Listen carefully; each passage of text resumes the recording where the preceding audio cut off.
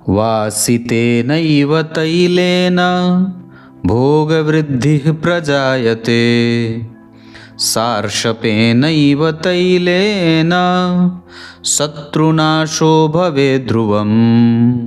प्रिय दर्शकों नमस्कार, एक बार फिर से उपस्थित हूँ आप सबके सामने शुक्रवार के कार्यक्रम में। जन्म कुंडली के यात्रा, जन्म कुंडली में संतान, स्त्री, आपका दैनिक जीवन, आपके पड़ोसी और आपका व्यापार, इन सभी विषयों का विचार जन्म कुंडली के सप्तम भाव से किया जाता है। शुरू करते हैं आज का कार्यक्रम, जो सप्तम भाव से संबंधित होगा या सप्तम भाव पर केंद्रित होगा। कल शनिवार होगा, लाइव रहूंगा मैं इसी चैनल पे रात्रि 8:15 पे। आपको वहां जरूर आना चाहिए अपनी कुंडली के डेट ऑफ बर्थ, टाइम और जन्म स्थान के साथ। सबको आमंत्रित करता हूं। शुरू करते हैं आज का कार्यक्रम।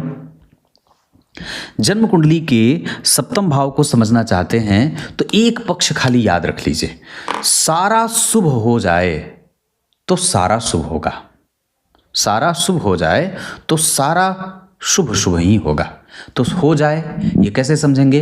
तो जन्म कुंडली के सप्तम भाव में अगर सम संख्या की राशि बनी हो, मतलब 2, 4, 6, 8 और 10 और 12, ये सम संख्या की राशि का निर्माण जन्म कुंडली के सप्तम भाव में हुआ हो। उसके बाद दूसरा कि यहाँ पे सारे शुभ ग्रह का प्रभाव बने, या एक कम से कम एक या शुभ ग्रह का संबंध मात्र हो जाए। तो कौन शुभ ग्रह है भाई? तो बुध हैं, गुरु हैं, चंद्रमा हैं और शुक्रदेव हैं। ये बात हो गई। ये पहला सिद्धांत हो गया कि सम संख्या की राशि बन जाए। ये दूसरा सिद्धांत हो गया कि शुभ ग्रह बैठे हों या शुभ ग्रह देख रहे हों। तीसरा, अगर यहां गुरुदेव बैठे हैं, अब शुभ ग्रह बैठ तो गए, लेकिन ये अपने भाव में ही बैठे हों, मतलब या तो 9 नंबर में बैठे हों या 12 नंबर में। इसके अतिरिक्त अगर किसी भी राशि में बैठेंगे तो थोड़े ये कमजोर से परिणाम करने लगेंगे या इन्हें दोष लग जाएगा। दोष यहां भी लगेगा पर यहां पे कुछ अलग अच्छा परिणाम भी देखने को मिल जाएगा। लेकिन अगर इसके अतिरिक्त किसी अन्य राशि में बैठेंगे तो वो दोषयुक्त हो जाएंगे, क्योंकि ये सप्तम भाव है, यहां पे मारक दोष भी उन्हें लग जाएगा। या कई बार अगर जन्म कुंडली में 3, 6, 9 और 12 अंक से कुंडली का निर्माण हो रहा हो, मतलब लग्न में ये राशियां बनी हो, और अगर गुरु यहां बैठे होंगे तो कई बार ये बाधक हो जाएंगे, फिर ये बाधाओं के साथ परिणाम देंगे। क्लियर है? तो ये तीसरा सिद्धांत हो गया। चौथा सिद्धांत क्या कहेगा कि यहां का जो अधिपति है, जैसे मान लीजिए यहां पे 1 से लेकर 12 तक में कोई एक संख्या बन गई।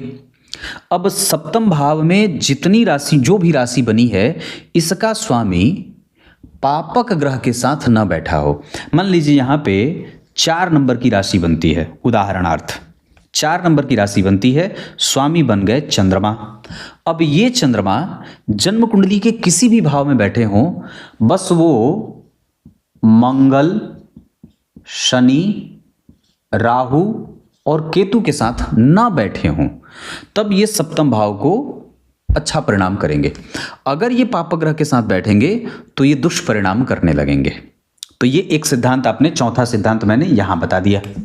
पांचवा सिद्धांत क्या कहेगा कि किसी भी अवस्था में सप्तम भाव पर अगर एक से अधिक पापक ग्रह की दृष्टि पड़ रही है, जैसे मान लीजिए यहां पे राहु बैठ गए, यहां पे शनि बैठ गए, यहां पे मंगल बैठ गए किसी व्यक्ति की कुंडली में, तो मंगल की 4थी दृष्टि, शनि की 10वीं दृष्टि और राहु की 7वीं दृष्टि। तो क्या हुआ कि जन्म कुंडली के 7वें भाव पे सारे के सारे पापक ग्रह की दृष्टि पड़ गई। तो जब जन्म कुंडली के सप्तम भाव पे सारे के सारे पापक ग्रह की दृष्टि पड़ेगी तो फल क्या होगा? तो शास्त्रकार लिखते हैं, अब फल मैं यहां लिख देता हूं। फल होगा क्या कि व्यक्ति स्वयं पर स्त्री गामी होगा, दूसरों की स्त्री पे दृष्टि डालने वाला होगा। या दूसरा, धन चुराने वाला होगा। धन चुराने वाला, मतलब दूसरों के धन पे दृष्टि डालने वाला होगा। तीसरा, उसके पड़ोसियों से उसके संबंध खराब होंगे, पड़ोसियों से संबंध खराब होंगे और धन चुराने वाला होगा। तीसरा, वो कभी भी नियमित होने में दिक्कत होगी उसको, वो नियमित नहीं रह पाएगा, अनुशासन उसका भंग होता रहेगा, ये भी एक परेशानी रहती है। और इसके बाद कि उसका विवाह होने के बाद टूट जाता है अगर जन्म कुंडली के सप्तम भाव पे सारे के सारे पाप ग्रह की दृष्टि हो। दृष्टि होने का अर्थ ज्यादा कमजोर हो जाता है, ग्रह बैठने से ज्यादा देखने का फल करता है। उदाहरण, देखने से फल क्यों ज्यादा करता है, इसको मैं एक दूसरे दृष्टांत से समझा देता हूं। इतनी तो बात आप समझ गए होंगे। शास्त्रकार लिखते हैं कि किसी भी व्यक्ति को देखना हो, समझना हो कि वो आखिर देखने में कैसा है, तो ये देखिए कि जन्म कुंडली के सप्तम भाव पे कौन से ग्रह बैठे हैं। गुरु बैठे हैं, बुध बैठे हैं, शुक्र बैठे हैं, चंद्रमा बैठे हैं, शनि बैठे हैं, मंगल बैठे हैं, सूर्य बैठे हैं। कौन सा ग्रह बैठा है, जो ग्रह देखेगा उसके ही जैसा व्यक्ति के शरीर का निर्माण होता है। इस स्थिति को आप नवांश चक्र में भी समझ सकते हैं। नवांश कुंडली के लग्न पर पड़ने वाले ग्रह की दृष्टि व्यक्ति के शारीरिक संरचना को प्रदर्शित करती है। गुरु होंगे, अगर गुरु देखेंगे लग्न को, लग्न कुंडली में चाहे नवांश कुंडली में, तो व्यक्ति को मोटा और लंबा चौड़ा बनाएंगे। सूर्य देखेंगे, अगर सूर्य देखेंगे तो हल्का छोटे कद का, मतलब छोटे कद का होगा लेकिन फुर्तीला होगा, मतलब कमर पतली, सीना चौड़ा। मंगल देखेंगे तो ना तो बहुत ज्यादा ऊंचा ना तो बहुत ज्यादा छोटा, मतलब वो सामान्य कदकाठी का होगा, फुर्तीला वहां भी होगा। शनि देखेंगे तो पतला और छरहरा, लंबे कद का, पतला छरहरा। बुध देखेंगे तो बिल्कुल ही एकदम गोल मटोल सा। चंद्रमा देखेंगे तो थुलथुले शरीर का चंद्रमा भी बनाते हैं। शुक्र देखेंगे तो इतनी सुंदर कि पूछो मत, मतलब उसकी सुंदरता बहुत ज्यादा लोगों को प्रभावित कर जाती है। तो ऐसे ग्रहों का दृष्टि का फल होता है। अब इसको मैं सप्तम भाव से और भी चीजें बता दूं। किसी भी अवस्था में जन्म कुंडली के, मैंने ये कार्यक्रम क्यों बनाया, क्योंकि आपको एक बात अंतिम में बताऊंगा, थोड़ा सुन के जाइएगा। सूर्य, बुध और शुक्र जन्म कुंडली के सप्तम भाव पे, ये किसी की कुंडली थी जो मैंने कल फोन पर देखी थी। उनकी कुंडली जब मेरे पास आई तो कई बार लोग होते हैं जब आपसे फोन पे बात करते हैं तो पूछते हैं, पंडित जी आपको मेरी कुंडली में क्या नजर आ रहा है। तो उन्होंने भी पूछा मुझसे कि पंडित जी आपको मेरी कुंडली में क्या नजर आ रहा है। तो मैंने एक बार में कहा आपका दाम्पत्य मुझे खराब नजर आ रहा है। उन्होंने कहा पंडित जी बिल्कुल आपकी बात सही है। तो मैंने कहा क्या चल रहा है। उन्होंने कहा पंडित जी मैंने प्रेम विवाह किया था। मैंने कहा वो दिख रहा है, क्योंकि उनकी कुंडली में पंचम भाव भी कमजोर था तो निर्णय भी कमजोर। तो मैंने कहा देखो आपकी कुंडली के सप्तम भाव में सूर्य, बुध और शुक्र बैठे हैं और जन्म कुंडली का नवांश चक्र भी पीड़ित महसूस हो रहा है। इस वजह से आप सबसे पहले तो गलत निर्णय लेंगे और दूसरा आपका विवाह चलेगा नहीं। उनके कुंडली के द्वितीय भाव में कोई एक ग्रह नीच का भी बैठा था, तो वहां से भी संबंध जो है वो लॉन्जिविटी को प्राप्त नहीं कर पाता है। बात वही घटी। उन्होंने कहा पंडित जी मैंने प्रेम विवाह किया था और अब वो मुझे नहीं रखना चाहते हैं। और वो इसलिए नहीं रखना चाहते हैं क्योंकि अब उन्हें इस बात का एहसास हो गया है कि उन्होंने गलती की थी और मुझे तो हो ही रहा है। तो मैंने कहा उनको कौन सी गलती का एहसास हो गया। तो उन्होंने कहा उनको ये लगता है कि उन्होंने अपने माता और बहन के विपक्ष में जाकर के हमसे विवाह किया था। अब वो हमसे बातचीत भी नहीं करते और हमारा कुछ भी नहीं हुआ। उम्र 1986 के करीब थी, 1986 का डेट ऑफ बर्थ था। तो मैंने कहा ऐसी ही चीजें कुंडली में होती हैं, पर इसमें उसका कोई दोष नहीं है, इसमें आप ही का दोष है, क्योंकि आपकी कुंडली में जो ग्रह बैठे हैं वो ऐसा ही फल कथन करा रहे हैं। तो किसी न किसी को निमित्त मात्र बनाएंगे भगवान ठाकुर जी। तो कहने का अर्थ मेरा इतना है कि अगर जन्म कुंडली के सप्तम भाव पे सूर्य, बुध, शुक्र या शनि, चंद्रमा, राहु, या शनि, चंद्रमा और राहु बहुत क्लोज कनेक्शन में बैठे हों, मतलब शनि अगर बैठ गए 5 अंश पे और चंद्रमा बैठ गए 8 अंश पे और राहु बैठ गए 11 अंश पे, तो ये काफी नजदीक आ गए। या मान लीजिए राहु नहीं बैठे हैं, 15 अंश के शनि बैठ गए, 18 अंश के राहु चंद्रमा बैठ गए, तो ये टाइट कंजंक्शन का विषदोष हो गया। तो जब ये विषदोष की स्थिति सप्तम भाव में बन जाएगी तो ये विवाह को तोड़ने का प्रबल कारण बन जाता है।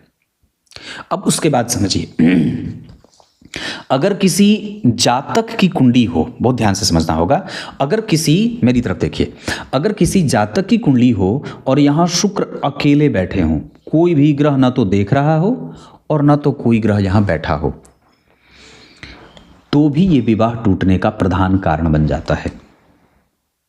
इसके बाद अगर यहां पे किसी बहन की कुंडली हो और वहां पे गुरु अगर बैठे हों अकेले और कोई भी ग्रह यहां ना देख रहा हो और ना बैठा हो, तो भी ये विवाह टूटने का प्रधान कारण हो जाता है। यहां से सिर्फ विवाह ही नहीं, दरअसल आपको अब अपनी यात्रा पे भी ध्यान रखना होगा, अपनी दिनचर्या पे भी फोकस रखना होगा, अपने पड़ोसी के साथ संबंध पे भी फोकस रखना होगा, व्यापार को भी फोकस रखना होगा।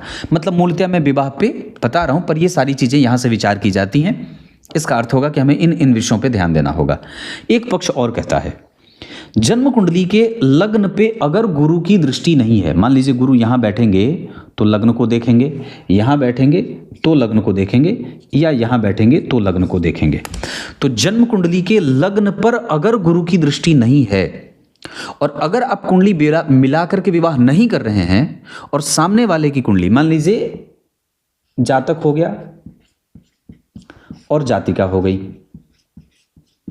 अगर आप जातक हैं और अगर जातिका से विवाह कर रहे हैं, तो अगर जातिका की कुंडली के लग्न पर या सप्तम भाव पर गुरु की दृष्टि नहीं है, तो आपको इस विवाह में जाने से विचार करना होगा, क्योंकि इस जातिका की कुंडली के लग्न पे गुरु की दृष्टि नहीं होने से विवाह टूटने का खतरा ज्यादा होगा, और अगर इसमें कुंडली नहीं मिलेगी तो और भी ज्यादा ये नुकसानदायक हो जाएगा।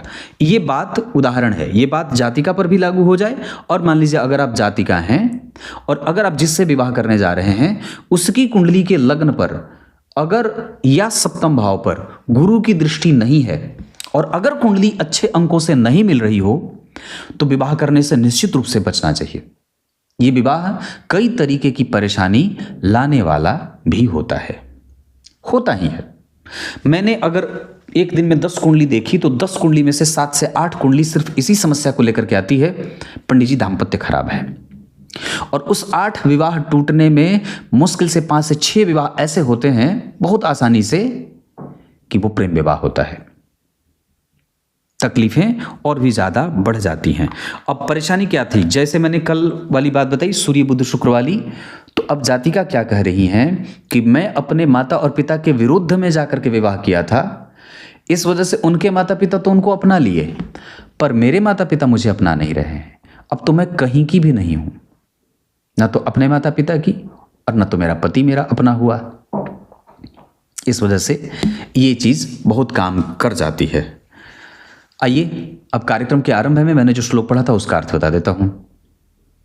शिव जी पे दूध अर्पित करने के लिए मैंने कल कहा था कि आप अगर किसी भी प्रकार की परेशानी में हो, घर में कलेश ज़्यादा बढ़ रहा हो, तो शिव जी की दूध से पूजा करनी चाहिए, दूध अर्पित करना चाहिए। उसके बाद उन्होंने लिखा है मधु की धारा और ईख का रस भी भगवान शिव पे अर्पित करना चाहिए। इससे भी तमाम प्रकार की समस्याएं जैसे रोग व्याधि, दूर्वा का रस भी तमाम प्रकार की परेशानियों को समाप्त करने का कारण होता है। क्लियर है? कल लाइव आना है 8 बजे, रात्रि 8:15 पे जरूर आइएगा। कुछ इसी तरीके से आज के इस कार्यक्रम का समापन करते हैं। इजाजत दीजिए, तब तक के लिए बहुत बहुत नमस्कार।